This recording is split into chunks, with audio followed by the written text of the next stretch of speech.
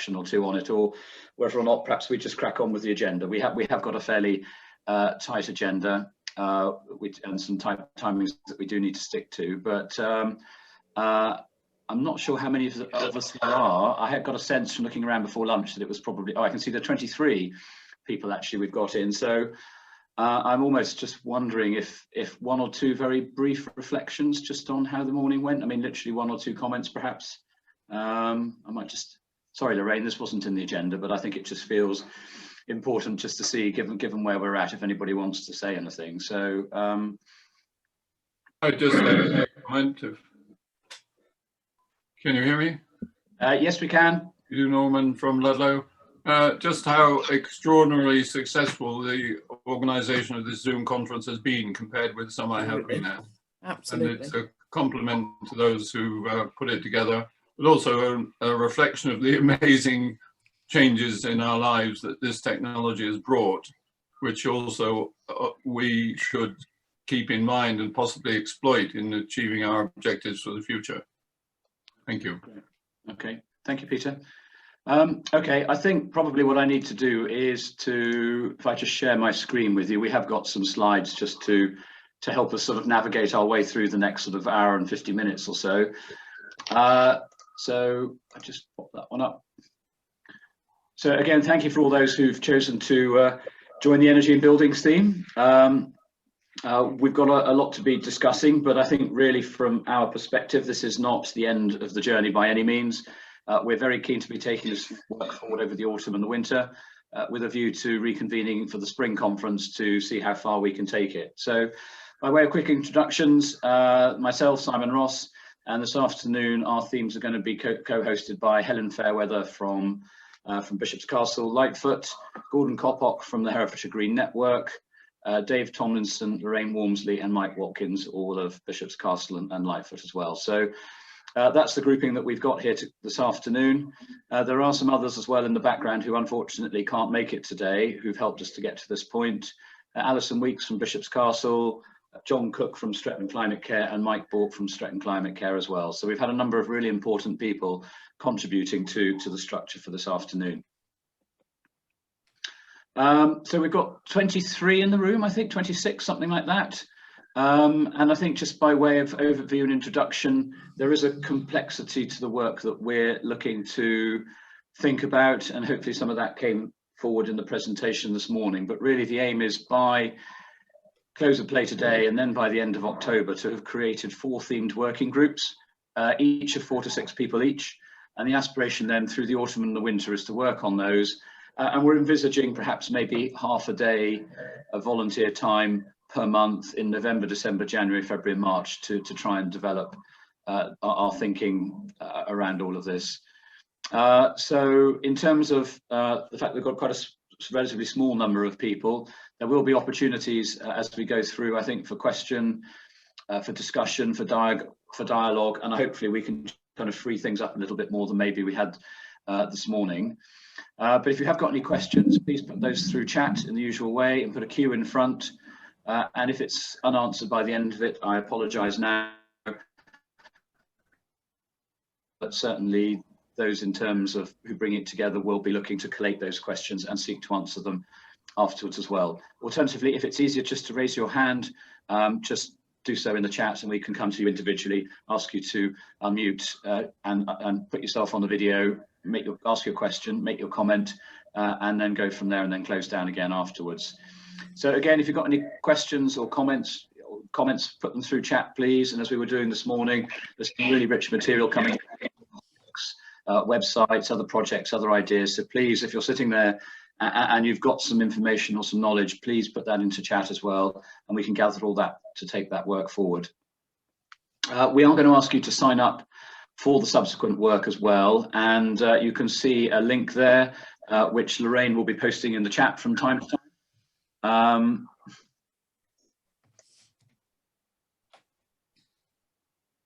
And I can see in the chat that Lorraine has just put that up now for the first time. So that'll be popping up from time to time as we go along. And the reason we're going to do that is because we don't feel we can assume that because you've signed up for this, that we will be your consent is necessarily given to take this forward. So we are going to ask specifically if you sign up to support the energy and buildings theme going forward. Just to let you know, we are recording the presentation and the chat only. We will be looking to have a 10-minute comfort break after the second theme, and we will be closed down very sharply at 2:30 to return to the main meeting. So without further ado, I just wanted to very briefly remind you of the challenge as I was outlining initially this morning. And again, these figures from Zero Carbon Britain's work undertaken by the Centre for Alternative Technology. And we're looking really at a 60% demand in energy reduction, and then renewables for the remaining 40%. In terms of the size of the opportunity, I think we need to be thinking about 40,000 homes, 7,500 businesses, 100 plus public buildings, 50,000 cars. I think the investment and the jobs, aren't there yet, but I think that doesn't mean, picking up on really Richard Pubb's comment this morning before lunch, that doesn't mean that we shouldn't be planning for it. It doesn't mean that we shouldn't be thinking about the scale and the ambition needed in order to get us to net zero carbon by 2030. So there's a lot of opportunity here, but we also recognise the reality of where we're at in terms of the support that we're going to need from primarily central government to achieve a lot of this. So my first ask of you really then, I think, is just these are the 4 themes that I introduced briefly this morning, and I'd like just to hear from you briefly about whether or not you feel we've got the right themes. So just to remind you, the 4 themes are influencing awareness raising and education, community action on energy generation, retrofit for all, and supporting good business practice. So I think, Lorraine, are we going to ask people to do a thumbs up at this point? Was that the intention? Yeah, it is. So could we have a quick thumbs up, or there should be a little symbol that you can use to wave a hand around to show that you agree with the question that goes, are you happy with these 4 themes? And it's just a sort of very broad sense at this range. If you're not happy, then please feel free to make some suggestions in the chat. Now is not the time to be reflecting upon them, but certainly we can over the autumn and winter going forward as appropriate. And Lorraine, I'm sorry, are you getting any sense of how that's shaping up?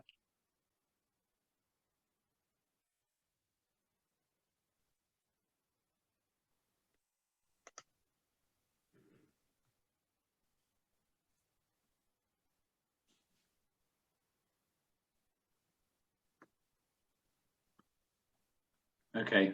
I can't see anybody having done anything yet. Okay, I can see a couple of thumbs up there. Yes, I can now. Yeah, good. And I had my thumb up. And mine's up as well, obviously. So Yeah. yeah.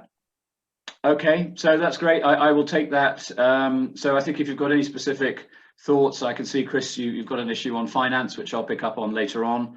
And we can see what comes, but I think broadly speaking, we'll take it that there's a consensus that we're on the right track with the themes that we're looking at. So without further ado, I would like to introduce Helen, Mike and Gordon to take us forward on our first theme, influencing awareness raising and education.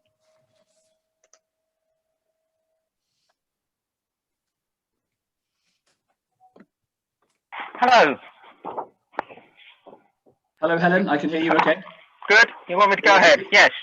Hi. Well, it's a pleasure to be introducing this session on this theme on influencing awareness raising and education. Gordon is kindly putting up a relevant slide. I don't know about you, but I was hugely impressed by this morning, and also had my mind very thoroughly blown. I'm in huge admiration and awe of the experts in our room and in the other themes. And I need to be really clear, I am not an expert. My background is in community work and facilitation, but I have to accept after some decades of being around environmental action that I am an activist.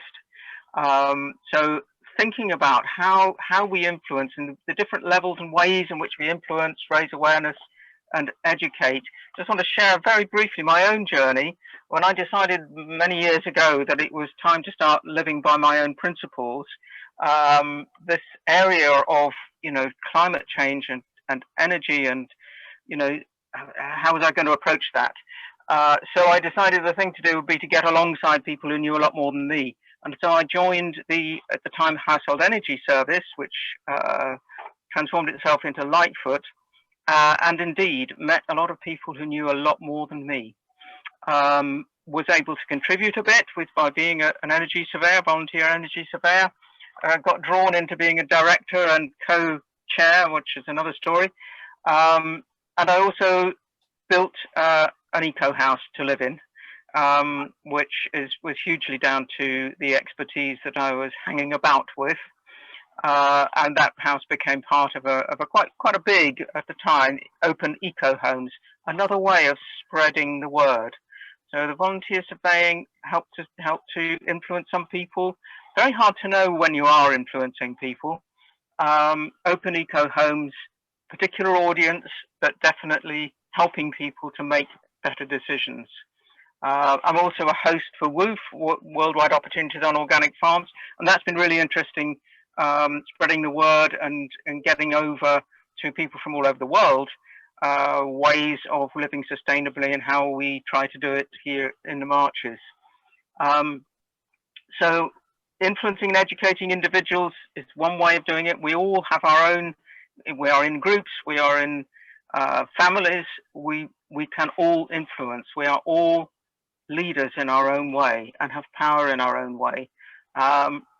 So we can influence, we can be radiating out from our own small groups to the wider world, influencing decision makers, supporting better leaderships.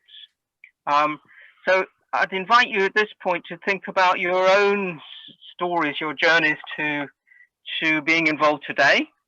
What has influenced you? What has worked? And so what might work in the future, and how can you take those steps, and how are you taking steps to influence others and to raise awareness and education? So I will leave that there, and our next person is Mike. Hi there, I'm Mike Watkins. I've been asked to speak about the Bishop's Castle's Climate Action Plan, the how and the what. We were fortunate in Bishop's Castle in having produced a town plan some 4 years ago, which was broken down into some various themes, one of which was sustainability. So we've had a group working and looking at this area of environmental concern for some time, which gave us the opportunity, the in, if you like, to, I should say the town plan had been signed off by the town council. So we already, in effect, had a lead into the town council. So when we decided we would approach the town council and ask them to declare a climate emergency and get it onto their agenda, it wasn't too difficult to do so. And attending the town council with quite a large number of Bishop's Castle Extinction Rebellion people, I think quite overwhelmed the town council at the time. I don't think they'd seen so many people attend their sessions for a long time. We had one of our group, Steve Hales, gave quite an eloquent peroration to the town council on why it was important for them to adopt a climate emergency declaration. But I suspect we were pushing it as an open door, because it was voted through without anyone voting against it. The sting in the tail, of course, was that we pointed out it was no good voting a climate emergency without having some mitigation for that emergency, and offered, the Sustainability Working Group that is, offered to write some mitigation in the form of a climate and ecological action plan. for which we were given the go-ahead. It took some time to do. There is a lot out there. Anyone who's looked into writing such a plan will find a wealth of information out there. We've captured some of the more obvious ones in our document to guide anybody else who's looking to do it. We finally delivered our plan and had it improved in June of this year. And part of the deal was, given that this is a small town, a typical small market town with only, at the time, I think there were 7 councillors. They may have increased it to, got into double figures by now. But nonetheless, it's a small group of councillors dealing with quite a lot of matters. And our intention wasn't to dump everything in their lap and say, okay, here it is, get on with it. So our plan divides activities between what the town council can do in terms of using their influence through documents that they produced, such as the neighbourhood plan, which is being issued shortly, and also influence in Shropshire Council, alongside activities that we, the Sustainability Working Group, would carry out in liaison with the town council.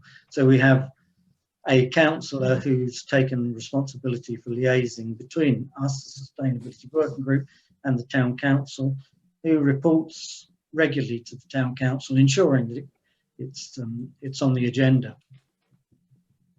So having got it out there, we are disappointed in the response we've got from our community, which has been very little in terms of volunteers helping us.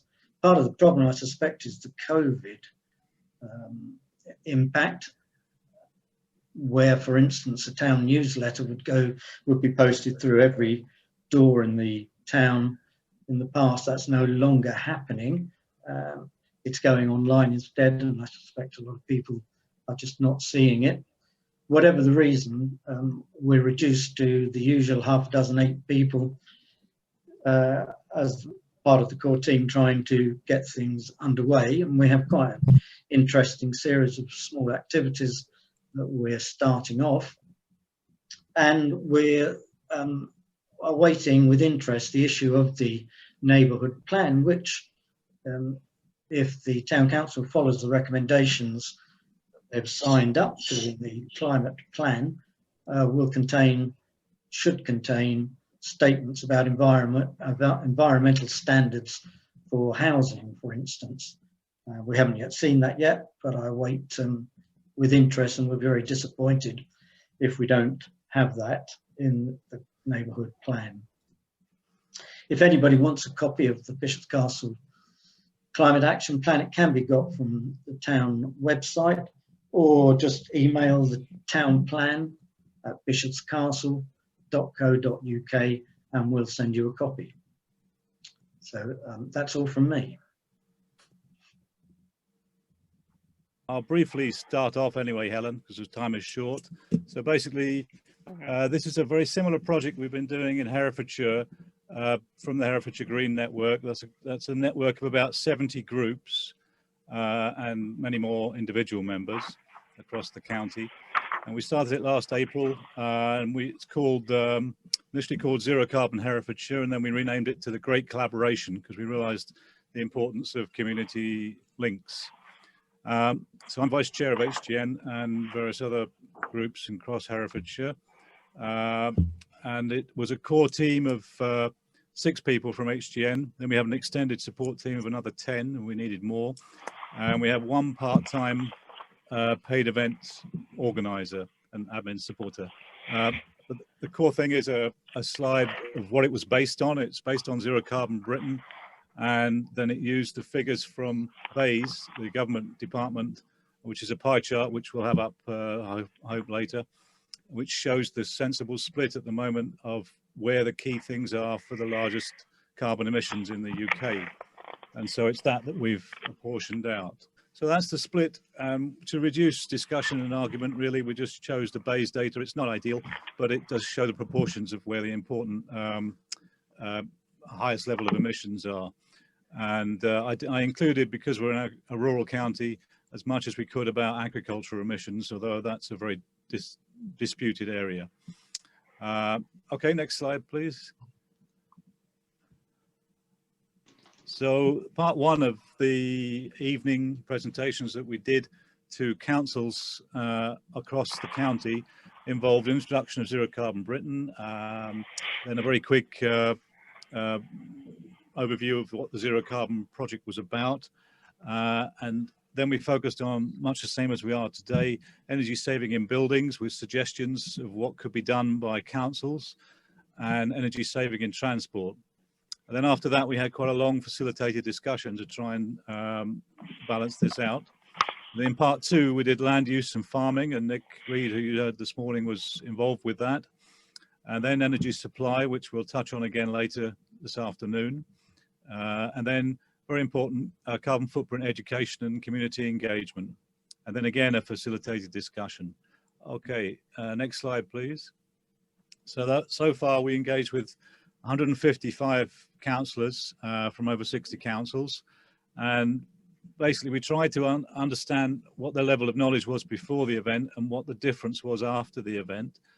And we tried to get from them what they could take back to their council. A lot of the councils had declared a climate emergency, and we tried to build on that, basically. So we also asked what further help could they want in the future from HGN, and we've got a long list, as you can imagine. And we were very pleased to have a feedback score on all the events that we've done, and that was very high and very well received. Overall, we've contributed about 600 volunteer hours into this project so far. So it's quite an enormous endeavour, one of the biggest things we've ever done. And that was just up until February. Next slide, please, Lorraine. So stage two now is to try and work with COVID and to see that we don't just stop. So we've done a whole series of presentations and workshops, many with the councillors from Herefordshire Council, and we're really pleased that they want to contribute and they want to be participants in this. And we're doing specific Zoom training presentations we would normally do face-to-face, and we're trying to keep that up across the county. So ongoing creation of further things, so that's still to be developed further right as we speak.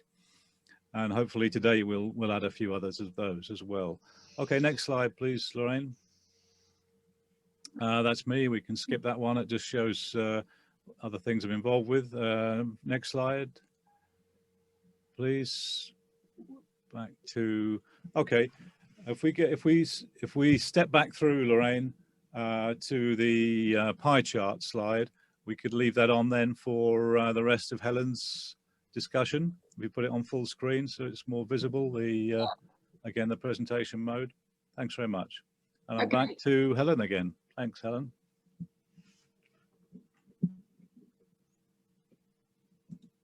Good.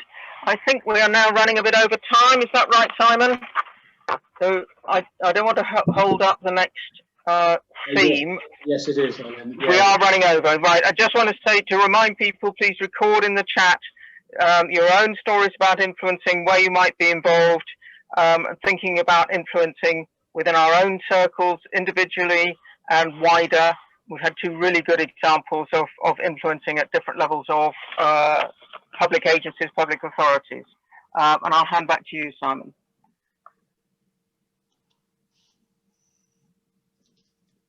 Okay, that's back to me, I think. It's back to you, yes. Yeah, yeah.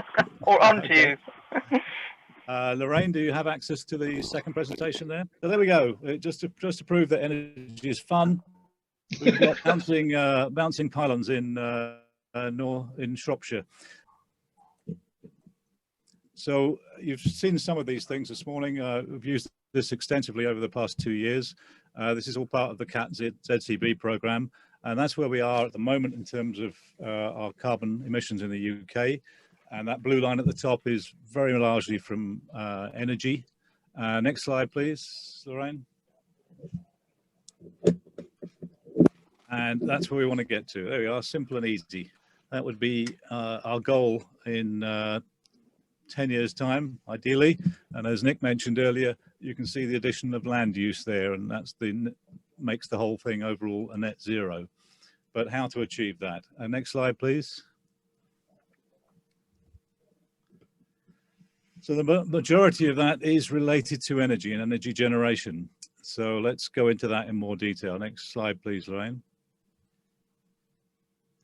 At the moment, we've got the highest imports since the 1970s.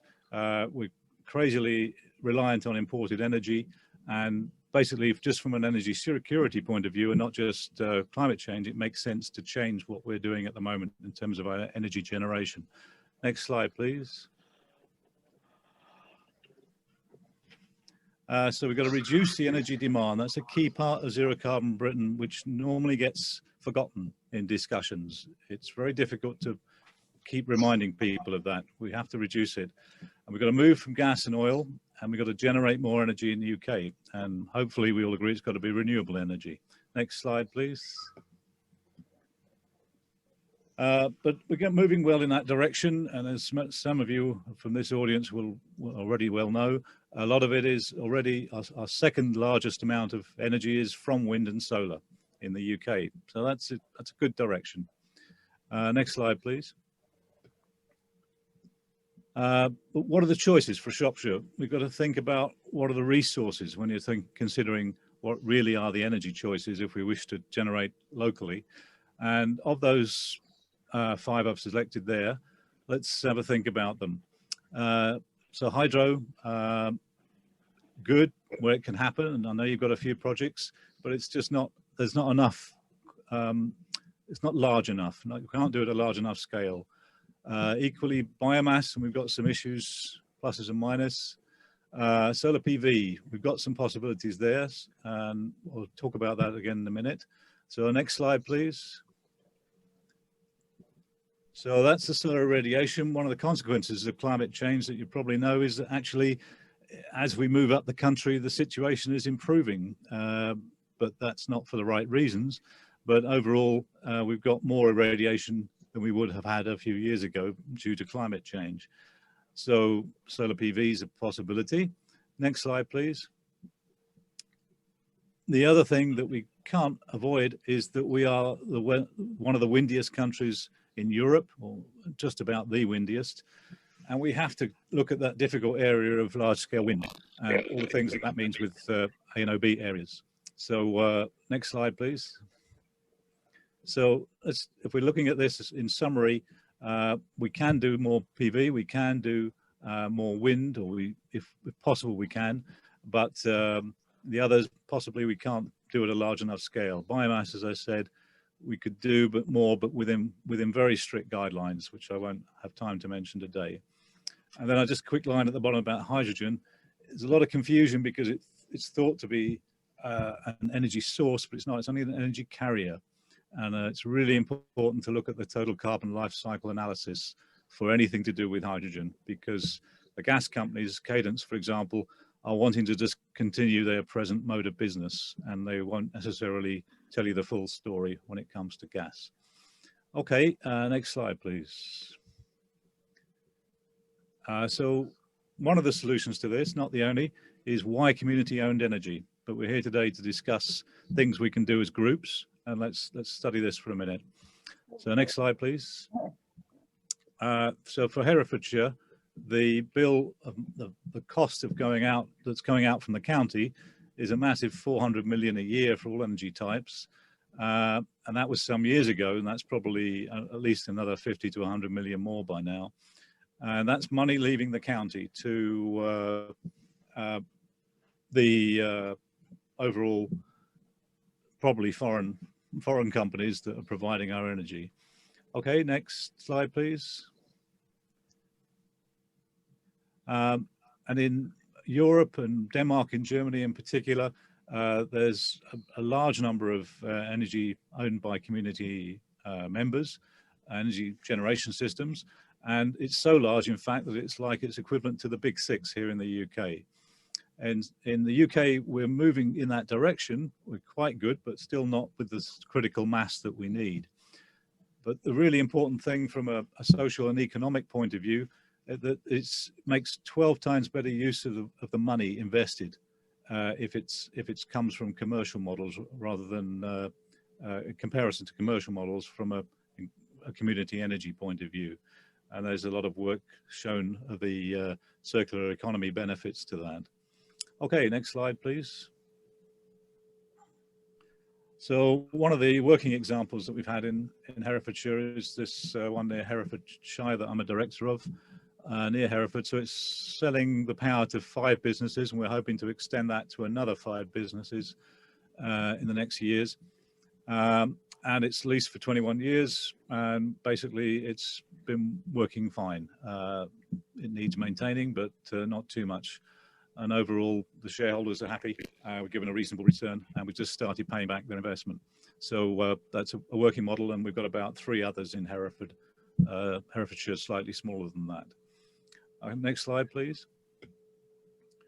So one of the issues, though, we touched on it, Simon touched on it this morning, is that we do need to make the grid better. We're in rural counties. It's exactly the same for Herefordshire as Shropshire, and we don't have enough capacity on the grid to add a massive amount of extra generation. Simon's just reminded me, by the way, if you want to pose any questions, please do whilst I'm talking, and we'll come to them at the end. We're about a 5-minute session to select some questions, as we will do on the next section as well. So the feed-in tariff situation, the financial model is really difficult to achieve. So we can only install on a certain type of site. So we need a site where the energy is high in the consumption at that site, so we can sell the energy back to the user of that site. Or it needs to be very close, like immediately adjacent on the next field or something, to a high energy user. And we need it to be stable. We need it to be a long-term project. So that's typically 10 to 30 years. We do have some flexibility in that. So the other key thing is that it's a real benefit overall to the local community, as I said, and to businesses, because we sell the electricity to those businesses at less than retail. So we'll encourage local businesses to have a cheaper and renewable energy source that's generated locally. Okay, next slide, please. So for councils, there's 3 key areas, and we've just put this in an overall plan that we're working on together with Herefordshire County Council. So for the amount of energy that we need to generate, and I know Rob Sanders has put a lot of work into trying to work out how much we would need in Shropshire, or Marches in general, we need public acceptance that energy exists next to them or near to their houses or where they live. And so that we need engagement of local communities. And that's another core reason for having community energy. And then the other things are what I've already mentioned, the local economy improvement. And there are good examples around the country already of all these councils, Devon, Islington, Bristol, etc., that I've listed, and quite a few others that already are supporting and have recognised the importance of community energy. We're trying to encourage Herefordshire Council to do that, and we can do the same with Shropshire Council. Next, please. So overall, for zero carbon in energy in Shropshire, install more renewable energy, ideally via community-owned shares. There are obviously businesses and everything can do it at large scale as well. And I am talking about large scale systems here. We've got to work with Western Power to fit into the existing power grid, hopefully using innovative techniques as well as having grid extension. And then I said reinforce the local power grid and get the councils on board to support community energy projects.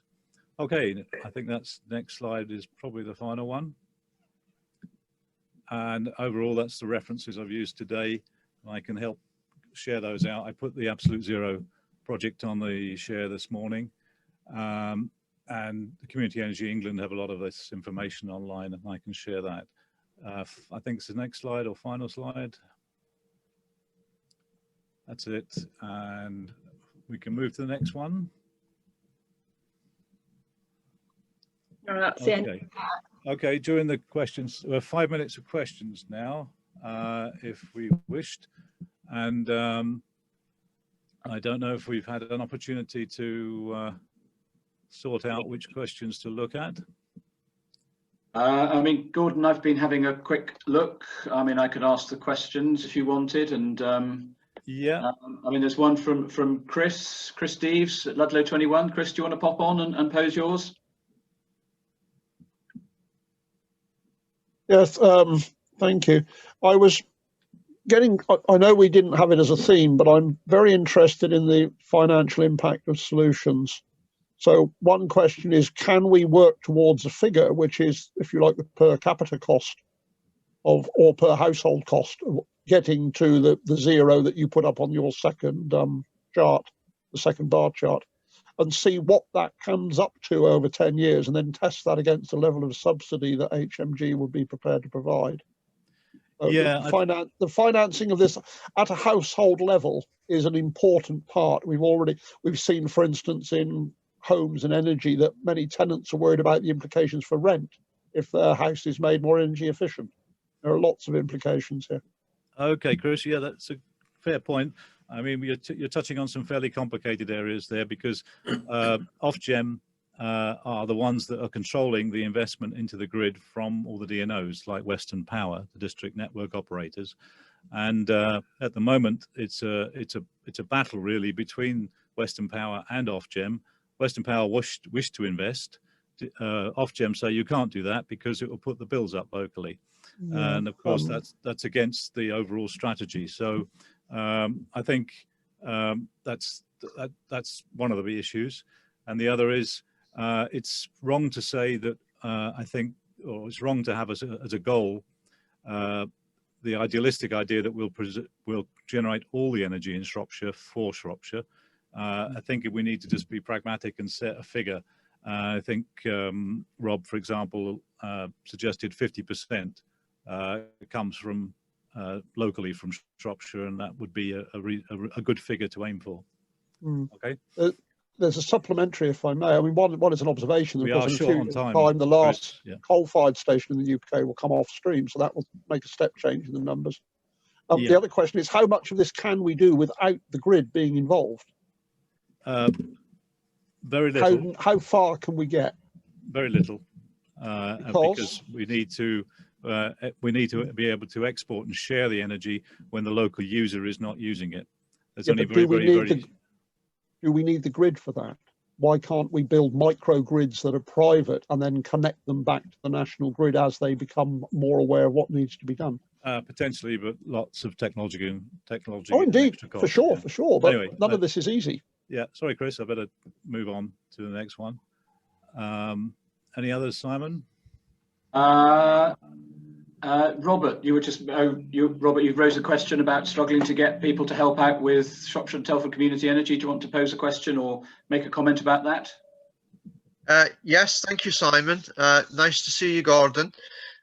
Yeah, the question is a difficult one. We found it very much a struggle to gather together interested individuals to take on roles in Shropshire and Telford Community Energy, looking to establish a community benefit society to purchase Twemlow's solar farm. Yeah, familiar with that. If we need all these community energy on schemes across Shropshire and Herefordshire, I have my doubts. There's all these wonderful, knowledgeable, skilled, enthusiastic individuals that want to become company directors, basically. Okay, I got the solution to that in the next presentation. Oh, thank you very much. I agree with you, and it's a problem, but we also have a cost problem. So we'll come back to that in the next when I'll be talking about big solar co-op. Okay. Thank you. Yeah. And there's a question from Charlie Monk, which Charlie, that might perhaps best sit with Gordon's next presentation. So perhaps, because he's going to be talking about solar co-ops next. So perhaps if you just hold your question until Gordon's next presentation. Tony, you had a question and put your hand up, I think. Yeah, you mentioned community energy support from, wait a minute, yeah, you can hear me, from the council. If you read the local plan, it has a policy for climate change, and there is a statement there that the council supports community energy. Yeah. The criteria of how much that support will be, but as a statement of support, it is there. Yeah, no, I'm aware of that. But for example, other councils around the UK have specifically allocated Section 106 monies from development towards the support of infrastructure that helps community energy systems start up. So that's a really important step. For example, Islington, I know it's a London borough, but they've allocated 360,000 this last year towards that, as an example.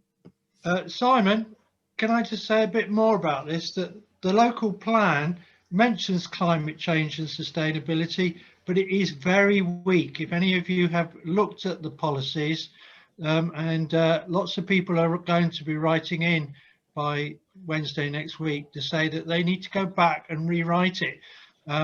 So Fair that's enough. an interesting topic. Thanks, Tony. Yeah, that is.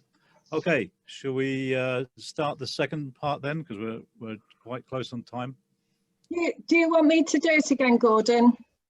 I think it's best if to save the seconds. Yes. And Gordon as well. You do have 7 minutes left as well, so hopefully. Are we started 6 minutes late? Are we ending still at the same time? If you could, but I mean, if you need an extra couple of minutes, it's fine. There's some stuff we can lose a bit later on. That's fine. But try and aim for 22 if you can.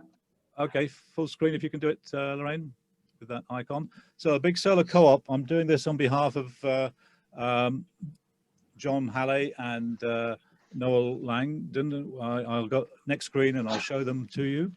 So there's Noel Lambert and John Halley. Noel couldn't make it this afternoon, and I've been quite familiar with the growth of Big Solar Co-op, so I'm happy to do this. And basically, I've worked with Share Energy for over 12 years, and Share Energy are our partners in Pomona Solar and the other ones that I'm involved with. So I'm confident in them as well. All based in Shropshire, I should say. But the Big Solar Co-op is a UK-wide thing. Next slide, please. Let's just skip through these quite quickly. Okay. So previous slide, if you can do it, Lorraine. But basically, the situation is that post feed-in tariffs, it's become a lot more difficult to do now. It seems like we were in a luxury period when we had some money from feed-in tariffs. But we can do it. So next slide, just for a minute, and then you can skip on to the next one. Yes, we're in a crisis now. We were concerned citizens when we started to do all this, but now we need to move urgently and move forward quickly. Next slide, please. So 1.4% is buildings. We could easily put a lot more on rooftops, as I'm no doubt you all are aware. So what would it take? Next slide, please. So given the current financial circumstances, the only way we can do this is to have a single backup administration group. And we're struggling as Pomona in Herefordshire to do additional new projects and to make the financial model work. So we're moving towards being part of the Big Solar Co-op as well, and the directors are discussing it as we speak. So basically it's to encourage more sites to be located, but as Rob said, not to have all the large people committing their time as directors and going through AGMs and blah, blah, blah. It would still need a lot of activists on the ground to locate and find the sites and to be very involved with them. That's still the case. Next slide, please. I'll go to the next slide as well, please, Lorraine. We need to engage more people, and we need to lower the barriers to entry and move fast. So next slide, please. That's it. So share the risks. Some of them across the country are going to work. Some of them are going to not work because we have to install on perhaps sites that may not be there for 25 years. And the more we have, the more we can balance out those pluses and minuses. And particularly we can run them more cheaply because we've got less overheads and reach a wider range of sites where there aren't grid problems, to be perfectly frank. Next slides, please, Lorraine. So why not? Okay, yes, there isn't really a good reason why not, because we can do all this we can train them, we can have peer mentoring, we can have additional training, and one-stop shop for doing everything, basically. And it won't take over your life. So perhaps, as Rob said, people will be less reticent to link up with it. Next slide, please, Lorraine. Yeah, we can basically give a professional approach to the site owners and show what we can do. I'm in contact, ironically, with 2 sites as we speak in South Shropshire, North Herefordshire, and I'm trying to work very hard to get into them, but it's quite difficult to come across as a trusted group and professional group. So we can have a rolling share offer. There's a group called Brighton Co-op that's currently at about 2 megawatts installed with 30 different business roofs covered in the southeast of England. They're not just stuck with Brighton. That's a very successful model. But obviously they benefited from feed-in tariff as well. So next slide, please. We can still maintain the identity of local groups. It's really, really important so that you have the community ownership locally. But we can form a group anytime, anywhere around the country. And we can free up people to be doing their specialist role and their specialist tasks that they're good at by not having to have individual legal entities. Next slide, please. So we can do more sites. We can do sites that are harder to do. So next slide, please. For example, ones we could do is a school because of the high usage on the site. Next slide, please. And the business model does just about stack up and still give a return of 4 to 5% on the shares that people put into it, the local people who.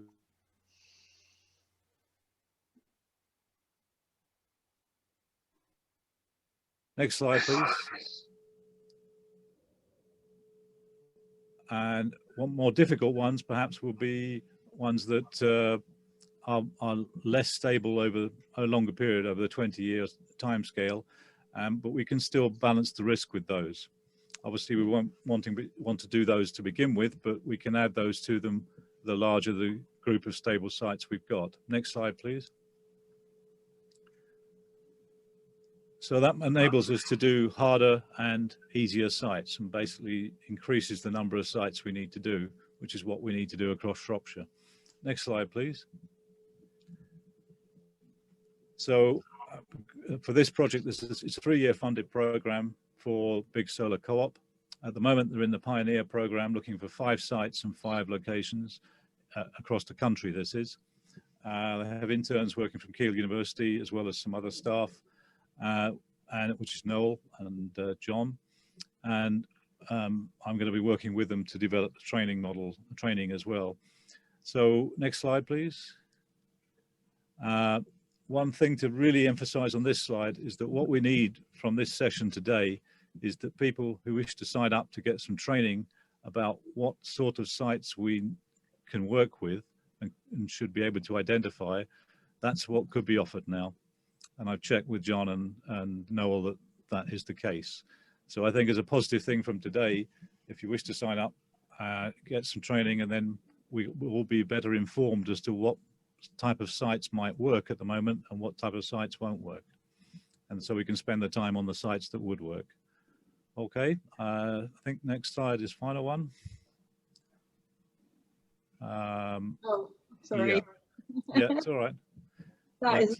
That is the final slide. Yeah, that's good then. Yep. Okay.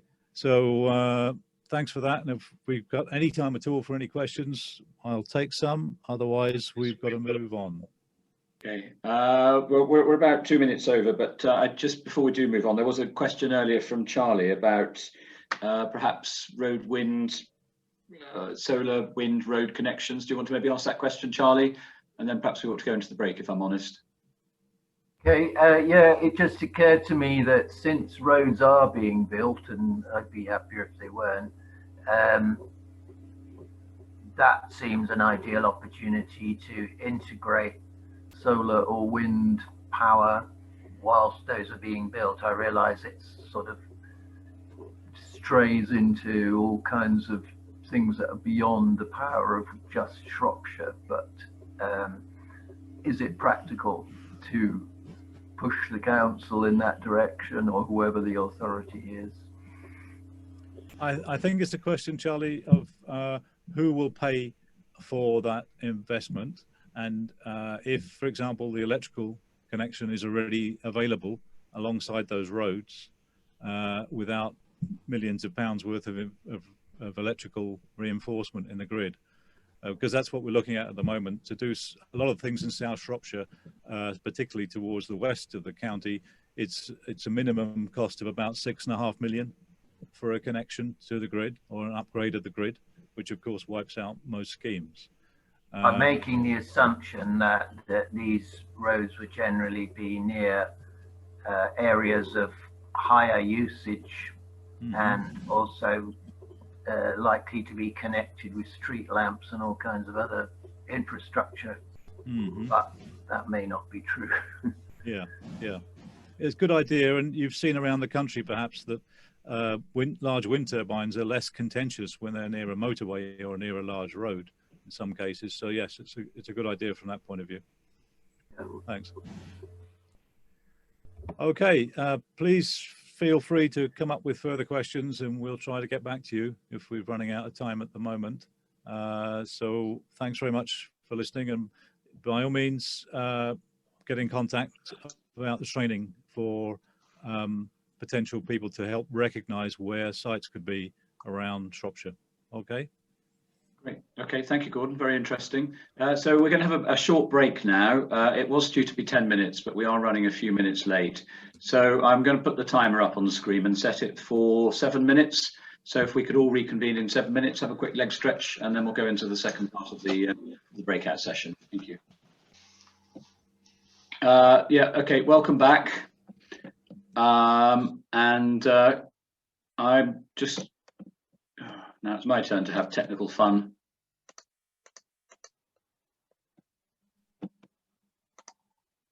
There we are. Okay, so our next theme then is around retrofit for all,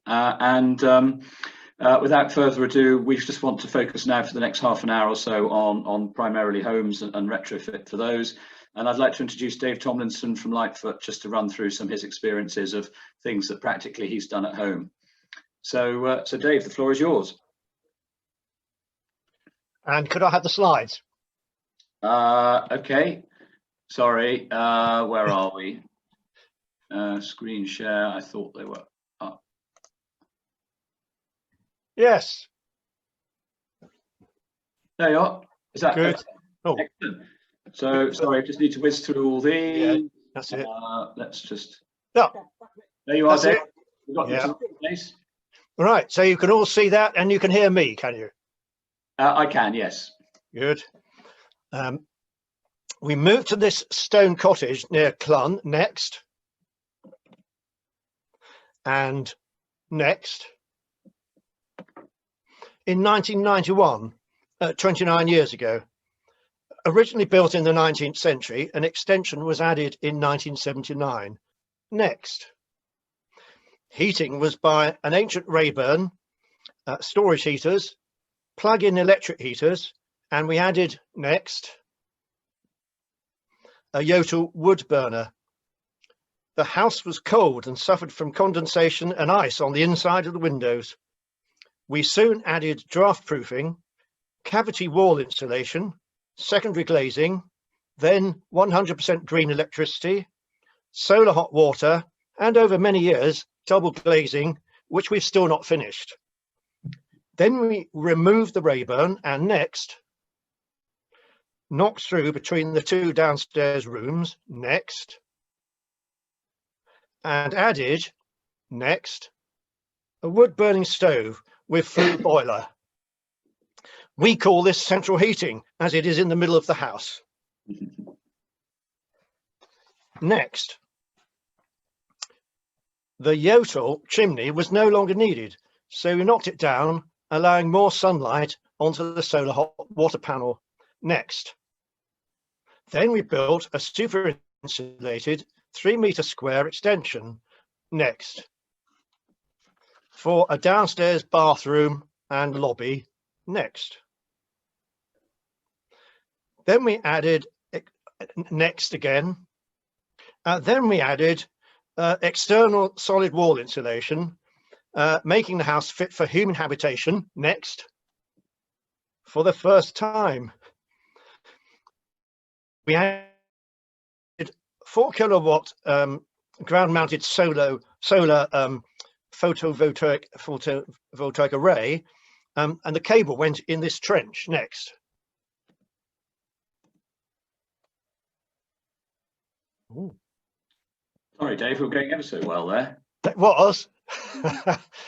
You're going to see a picture of a trench at the moment. Yeah, we are. 80-meter cable from where we had the ground mounted array.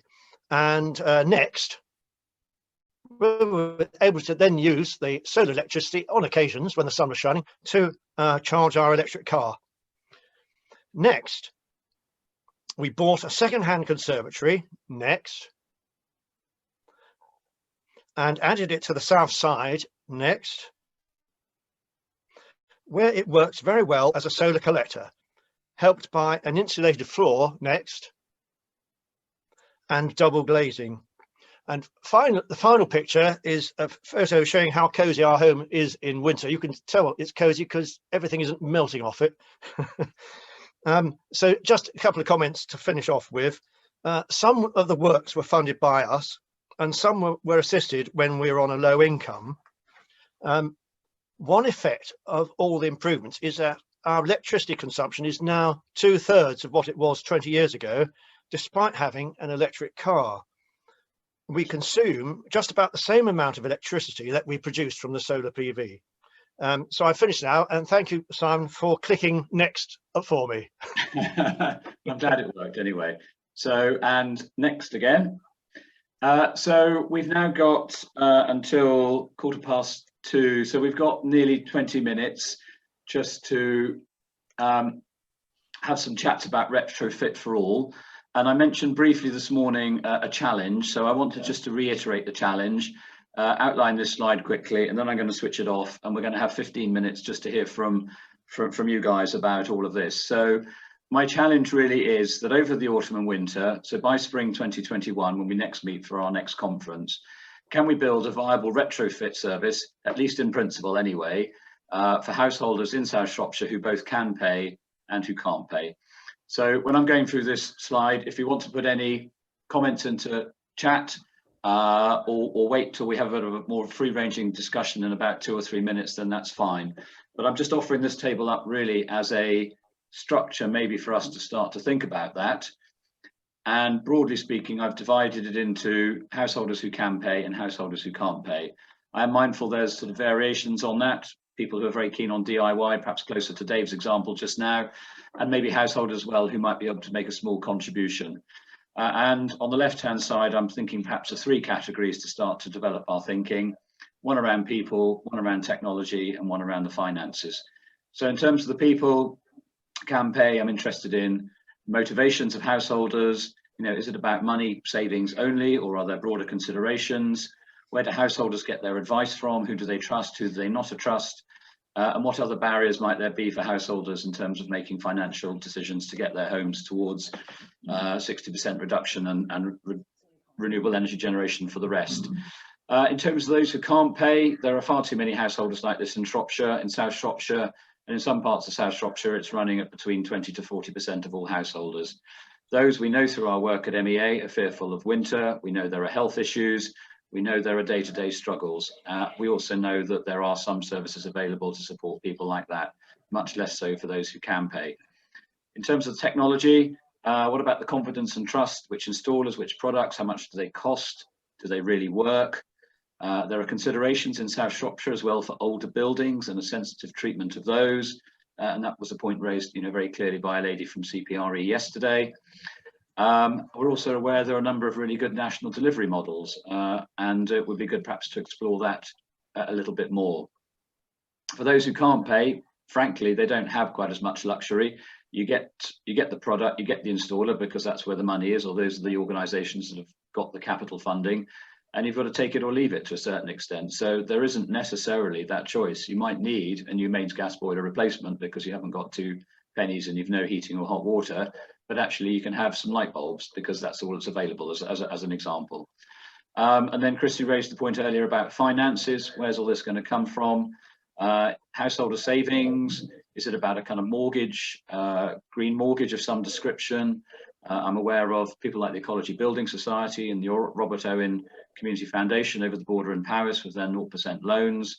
Is it about a government grant? Is that all this is? Or possibly some sort of new Green Deal finance alternative? Or is there some sort of other means of funding? Quick example could be a salary sacrifice scheme, perhaps of some description. In terms of those who can't pay, they're already accessing food banks. They're often on low incomes, regularly with no savings, and often with young mouths to feed as well. They might be able to put 200 or 300 quid together, possibly with family help. And many of those that we need to be considering and supporting also have landlords of whom they're tenants, and sometimes the landlord might be supported and sometimes they might not. There are grants available to help those who are struggling, but often we're finding they're having to qualify twice, once in terms of householder need and a second time in terms of a technology being appropriate for the circumstances they're finding themselves in. So I'm just going to stop that there. And I think really at this point, we've got 15 minutes or so just to open it up to conversations around those points. So I just really, it's an opportunity now to ask any questions or raise any points. I'm just looking at chat, and while I'm getting my head around that, I know from our earlier session that Lorna, you asked a question about community energy partnerships. Do you perhaps want to just pose that one first of all? Mike, hello, you got your hand up? Is yes. Yes. Could you put the slide back up again, please? The okay. That last slide. Okay. Thank you. Sorry, Mike. It's, you know, I'm, you know, shall I? Brilliant. I'm happy to leave it up if that would be helpful, just as a sort of a reference point for people to. Thank you. But Lorna, I think you had a question. Do you want to come on, unmute, and put yourself on, and then just ask your question? Perhaps we can discuss that. Unmute. I'm not going to put myself on video because I've had a lot of dental work, so I'm going to stay hidden. Yeah, my question was, how can we address the large percentage, over 20% of homes in Shropshire that have an F and G rating? Oh. You know, what approach are we going to take? Because it's such a significant one, and presumably they very much skew our energy usage for the county. Oh. Yeah. And maybe I could add a rider, because I didn't really understand the whole business about community energy projects. I do now. I'm obviously much wiser now. Is there time to put anything at all into the Shropshire local plan about funding for retrofit on affordable and housing association homes? So it's a double question. Okay, I mean, I'll give you my view, but I'm very happy to hear from others. So, I mean, housing association homes as an example. I mean, we do a bit of work with Connexus Housing as an example, and you know, we have been able to help them access sort of in the order of, you know, over £1 million to be thinking about a passive house retrofit approach for some of the homes. So there are 80 in Shropshire that they're working on at the moment, and they're hoping to get funding for a further 100. So that's across Shropshire, but there is a broad band. I know there's some in Clun, Bishop's Castle, around Kerry Green, there's a couple, and there's half a dozen, Diddlebury, there's half a dozen sites I know around South Shropshire. So they're looking at 30 or 40 homes that way. Housing associations are always on the lookout for more money, and there are a number of government programmes around from time to time which housing associations are able to access. So under the Green Homes Grants thing, there's going to be £300 million made available over this winter for delivery next financial year. So that will be April the 1st, 2021 through to March 2022. And I know that Connexus and a range of other local housing associations, with the support of both Herefordshire and Shropshire councils, will be lining up to access quite a lot of that money if they can. So it's a combination of they're always on the lookout for new funding opportunities. They are squeezed because of various rent caps, which means that they have they do struggle perhaps to do as much as they would want to. And then in terms of the F's and the G's, I mean, I think, you know, Lorna, that's really what my question is about here, and the challenge I'm posing now is can we think about this over the autumn and winter in terms of those who can pay and those who can't pay, and you know, even if it's just a theoretical exercise, because with COP21 coming back up, with the engagement of Philip Dunn, with post-COVID-19 recovery things being discussed at West Midlands Combined Authority and in central government, there is quite a lot that's moving, and my hope, you know, rather than my certainty, is that, you know, perhaps in time we could start to develop something that really feels vibrant and puts the householder at the centre. The undertaking is enormous, and we've heard from Gordon very eloquently about concerns about community renewables. We've got exactly the same issues on the retrofit front, but times 40,000 homes potentially. So I'm happy to take any comments or views from anybody in relation to that. Thank you.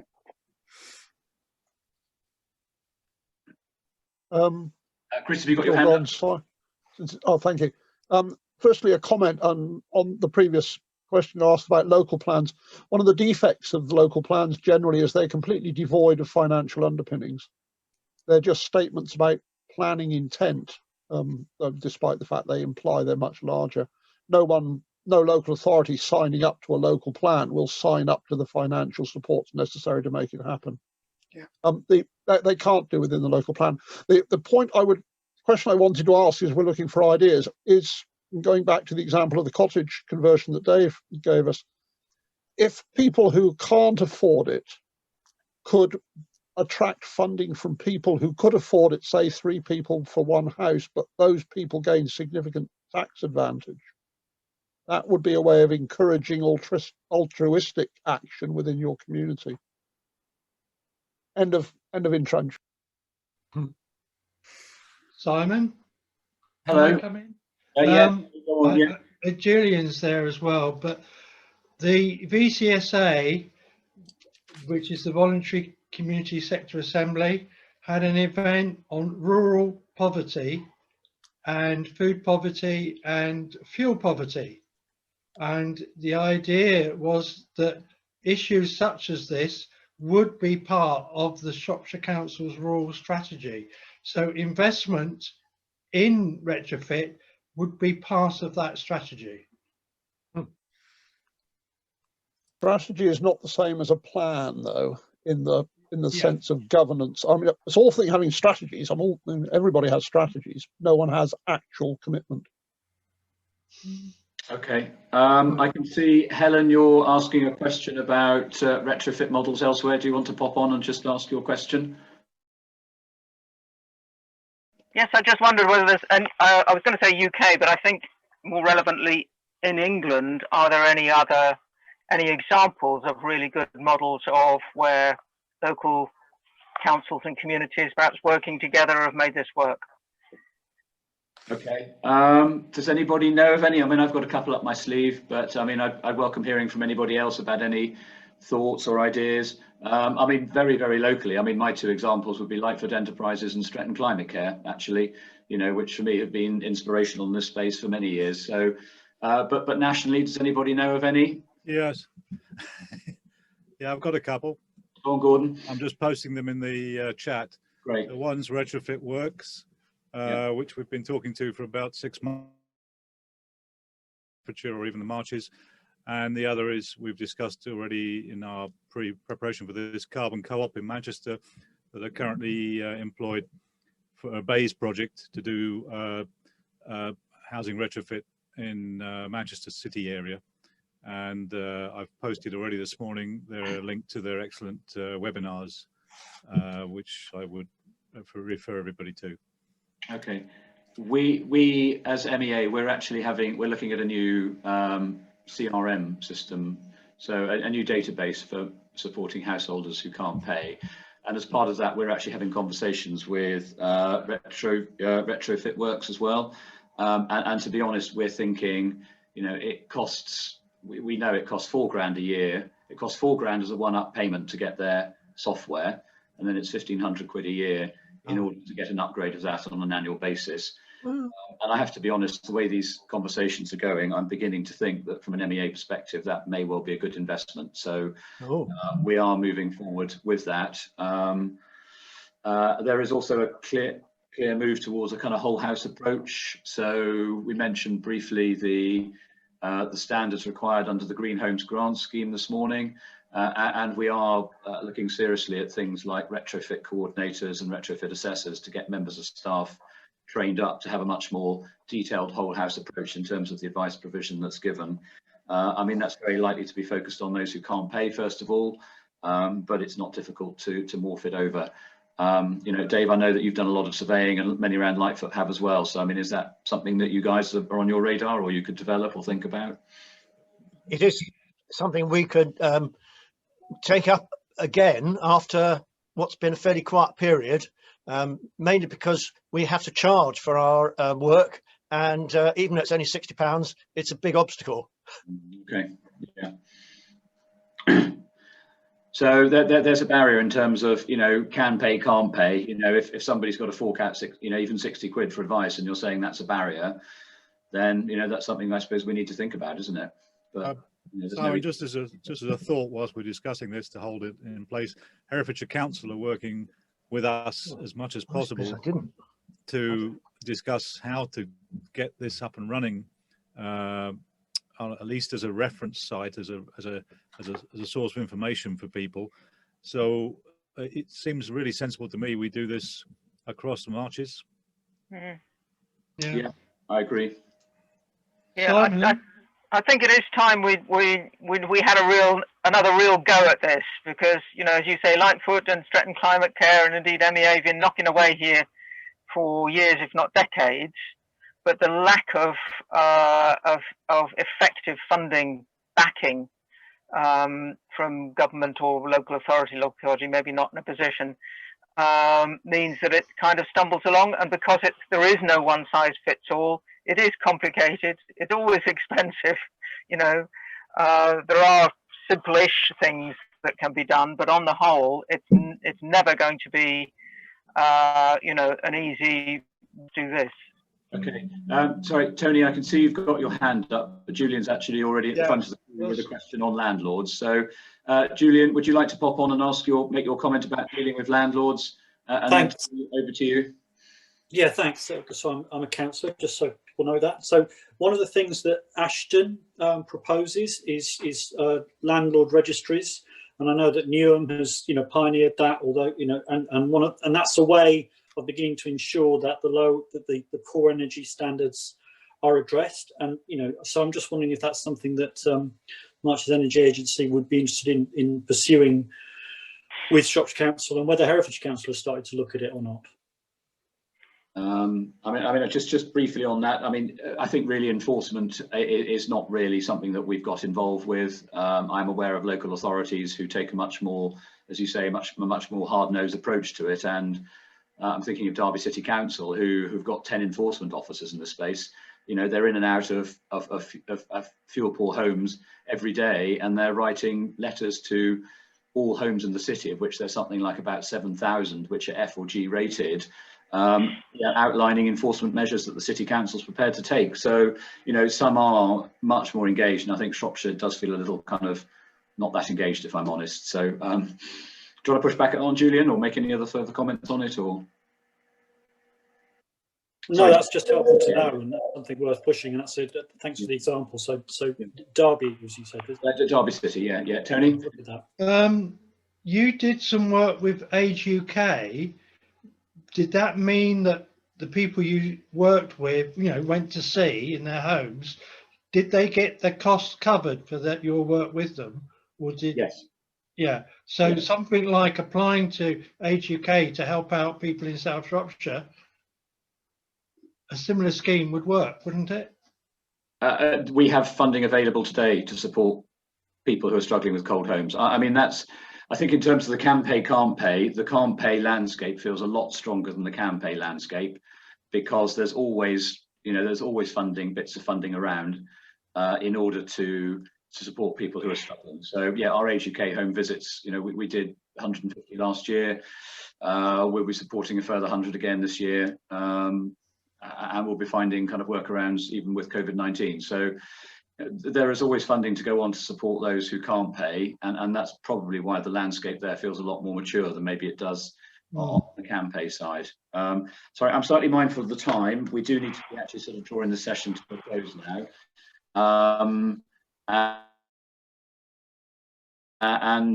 I think we probably need to move on, but that's been very interesting. So thank you for your contributions on that. So I'm just going to see if I can take us to the next one, which is about supporting good business practice. So again, it's very similar. We've got slightly under 10 minutes, we've got about 7 minutes for this one, and we will be closed down sharply. And so our fourth theme is around supporting good business practice. Let's get this clear up front. I am very happy to support retrofit for all going forward after today. I'm not going to get involved with supporting good business practice because I haven't got the capacity, and yet it's an absolutely crucial area. But for the next couple of minutes, I just wanted to discuss a little bit, given the number of businesses in South Shropshire. Do we know any businesses or public buildings that have had measures fitted? You know, are those working well? Can we help promote them? Examples is that, you know, Ransford Sawmill outside Bishop's Castle, I don't know them, but they're always held up as an example of a business investing quietly and in a determined way to be making sensible use of the resources they've got and generating their own power. Low carbon new builds and offices, any good examples around that? Local installers who are doing interesting work, how can we help them? And we've touched on Western Power and distribution as well, but if there's anything else, you know, anybody might want to contribute around that. So again, same as the last theme, I'm now really just going to open it up and see against those questions what thoughts or comments or ideas people might have in relation to supporting businesses.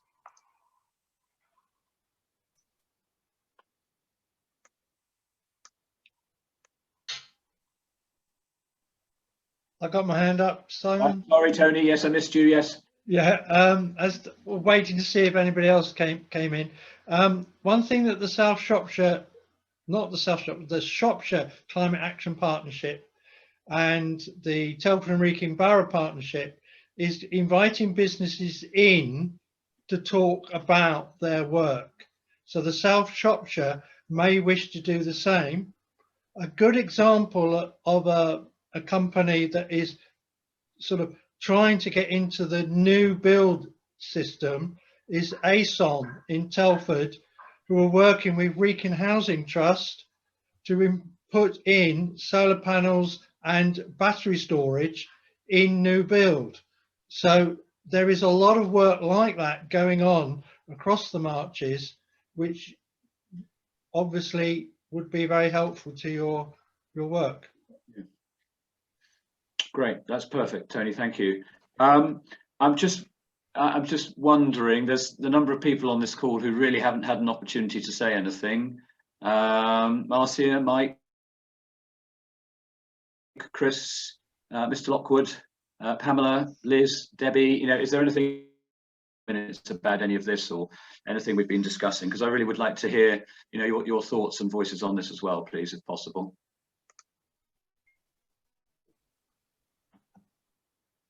Is that Mike Lockwood? Well, I'm just, yeah, Mike, yeah. Mrs. Lockwood? It's Susan Lockwood, yes. Oh, sorry. That's all right. I'm actively involved with CPRE, and the reason for that was getting an understanding about planning. I've just moved from 6 years in the social housing complex to private rent because the social housing provider would not put money into the builders. So my interest is, how do we influence social providers in improving their old buildings? As a tenant, I got nowhere. So that's my primary interest at the moment. Does anybody got any suggestions or comments? I do have a thought, but I'll hold back and see if anybody else has got any ideas on how we influence social housing to be. So are you suggesting perhaps behave more responsibly or take a more proactive approach? Yeah, it's specifically their heating system is appalling. It's mostly older people on low income who can't afford high electricity bills, and they refuse to do anything.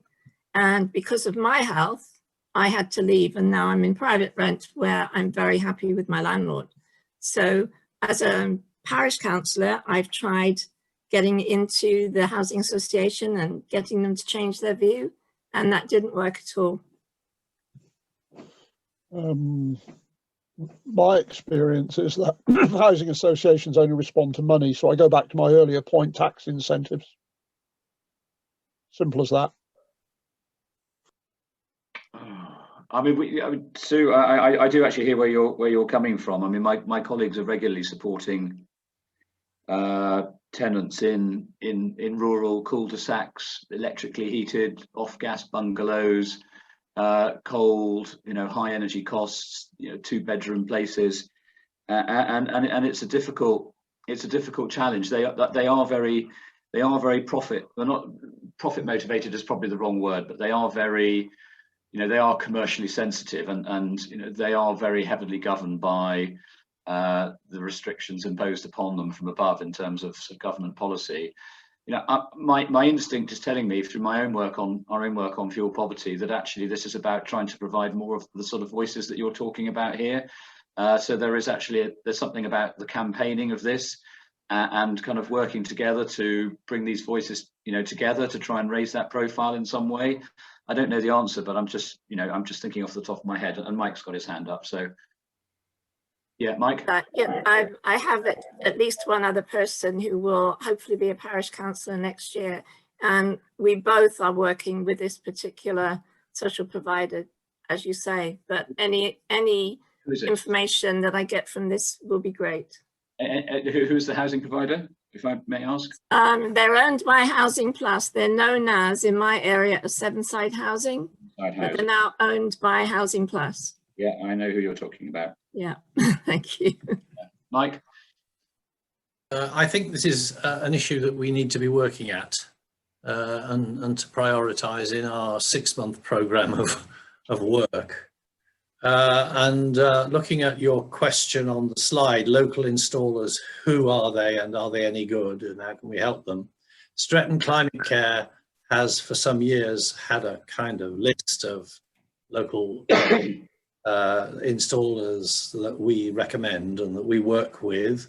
It's by no means complete, and obviously we can't, as it were, take liability for our recommendations, but on those conditions we are prepared to recommend people, and we have people we've had good experience with, as well as those who have been less good.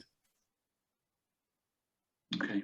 I mean, I really think there is something in this, and one of my earlier slides was talking about experts by experience. So we've heard from Dave, who's done some really interesting things at home, but actually Sue, your lived experience of all of this as well, I think is really invaluable, and we've got to try and find a way to be campaigning, I think, to raise the profile and put pressure on people like Sevenside.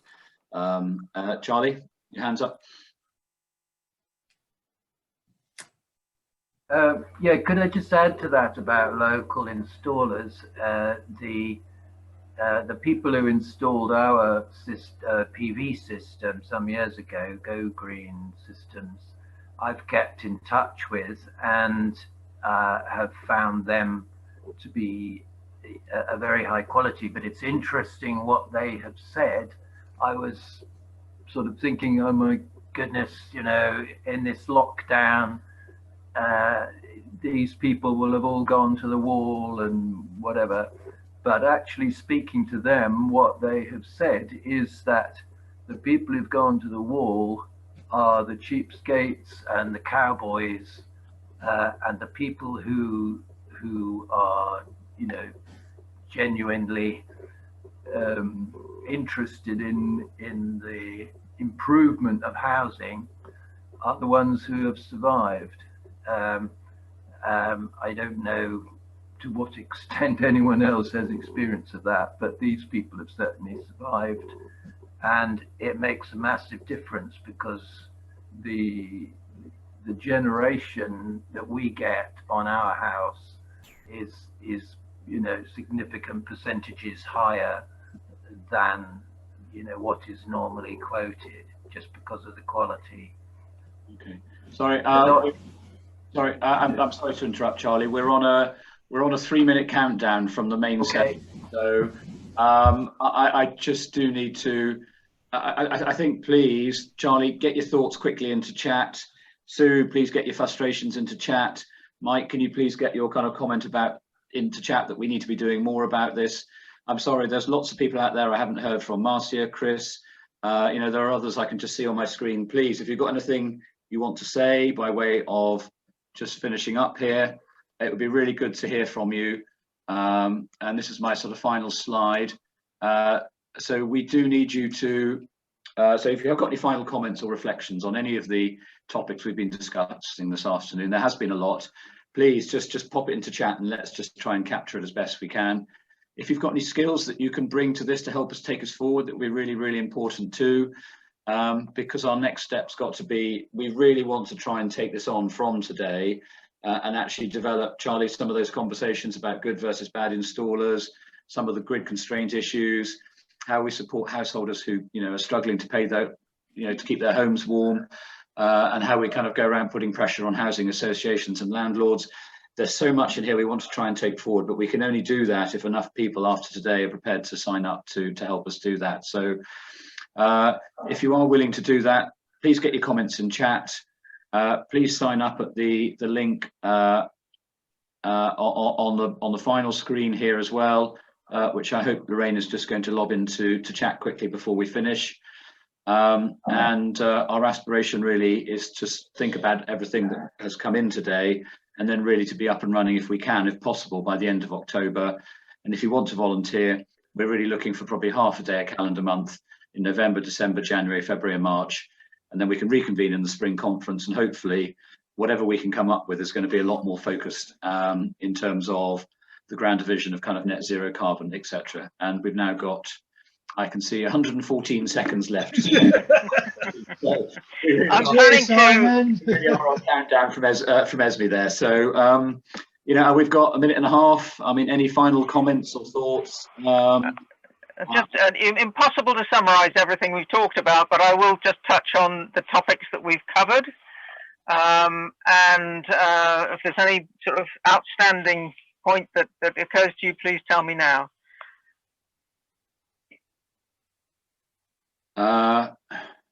I mean, I think for me, Helen, there's something about social justice and all this. Yes. And we've got 72 seconds. If anybody else has got a little burning thought they'd love to just pop up now and get into Helen's head to take it forward. I've put it in the chat, but I think we need to make better use of the March's LEP, particularly on this last point, the business section. Right. Many of us here are in the March's energy strategy group that is supposed to be feeding into the LEP, and Tony reminded me of it earlier. And that must be a way we can do things with more effectiveness. I don't know exactly how, and that's what I put in the chat. Great. I agree with Gordon there, and I'll be talking to Simon about these issues. Yeah, and Tony, I think from my perspective, in terms of South Shropshire, if the Shropshire Climate Action Partnership can lead on business engagement, that, to be honest, is feeling like a very sensible outcome from today. Yeah. We've got 14 seconds left. So thank you all for coming. It's been lovely to meet you. I hope there's an opportunity to work with some of you at least over the winter. My thanks to Lorraine, Gordon, Helen, Mike, and Dave Tomlinson.